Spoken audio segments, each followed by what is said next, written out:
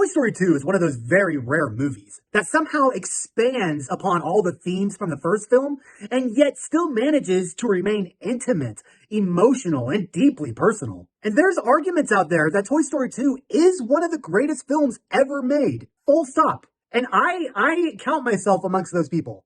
A soliloquy for every movie, from Casablanca, Tommy Boy. He's here, it's him, it's Andrew Toy. This isn't just the continuation of Toy Story. This is the movie that transforms the series into something legendary. The first film, as we discussed, was about insecurity and friendship, while Toy Story 2 is about purpose, mortality, and legacy. And if those sound like really deep topics for children, you're absolutely right. Which is why I can safely say the Toy Story films are not made for children.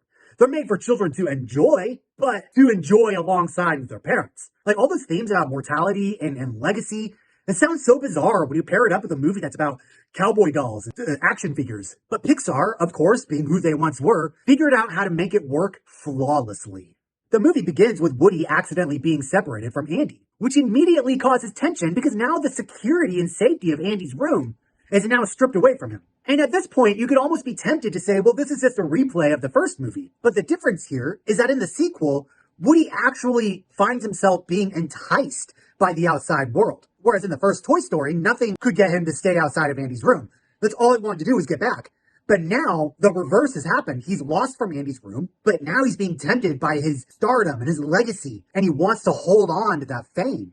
And on top of that, there's a more complicated layer that asks, what happens to a toy when it is no longer being played with? Suddenly, Woody has more reason to want to stay out of Andy's room where he's just going to be outgrown. Instead, he could become literally immortal, looking through glass at children in a museum in Tokyo. I don't care who you are, that is an incredibly adult dilemma. Again, these movies are not for kids. The writers did not have kids in mind when they were making these movies. And that's why they're so great. And that's why they've been able to be passed down from generation to generation and forever will. These movies will never die out because you don't grow out of a Toy Story movie. You grow into it. As you learn its deeper truths, the more you learn about the real world. Woody is faced with the choice of temporary love or permanent preservation. When you get to be my age in your 40s, you start to think about the legacy you're leaving behind. And when you start thinking of that, you have to start making more sharp decisions. And the paths seem to widen in their separation more and more each day. And it's essentially living life versus avoiding pain. And that's exactly why Jessie's story hits like a Mack truck. Her "when somebody loved me" sequence is still one of the saddest scenes in animation history. And it didn't involve the death of a parent. The entirety of Jessie's story captures something universal. It's the fear of being forgotten. Unfortunately, kids grow up. People move on. Nothing stays the same forever. The good old days were always going to be behind us. I wish there was a way to know you're in the good old days before you've actually left them. And Toy Story 2, thankfully, refuses to hide from that truth. Instead, it completely embraces it. That's what makes this movie so powerful compared to most other family films. It respects children enough to get them to think about loss and change at such an early age. Because those are things that no human being can avoid forever. And Woody's decision by the end of this movie is what elevates this film into masterpiece territory, as if it wasn't already. He chooses Andy, not because he's gonna last forever, but because he understood that love matters even if it's temporary. This is such a beautiful message. When you think about people in the hospital who are dying, children in the cancer ward, so many people we know are not going to last for very long. But how important is it for us to show what love we have to them, to envelop them in love while they're still here? And I think that's essentially what Woody is doing. He knows Andy's growing up, but he's going to be there and not miss a minute of it. I can't stop Andy from growing up, but I wouldn't miss it for the world. This movie understands that meaning comes from relationships, not permanence.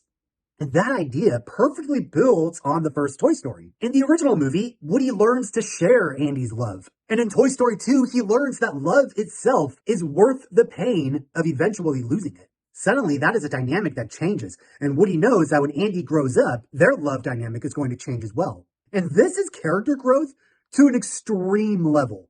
They didn't just retcon Woody and make him all perfect for the beginning of Toy Story 2. They didn't mess with his psyche from Toy Story 1 to Toy Story 2. They kept him as he was. He had learned to accept that love can be shared, but now he's got to learn to accept that love isn't going to last forever.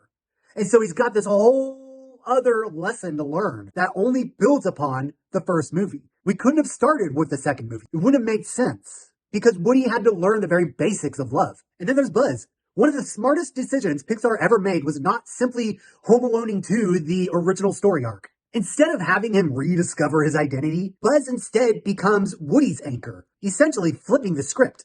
He is now the loyal friend helping Woody through his crisis. Woody once risked his life to save me. I couldn't call myself his friend if I weren't willing to do the same.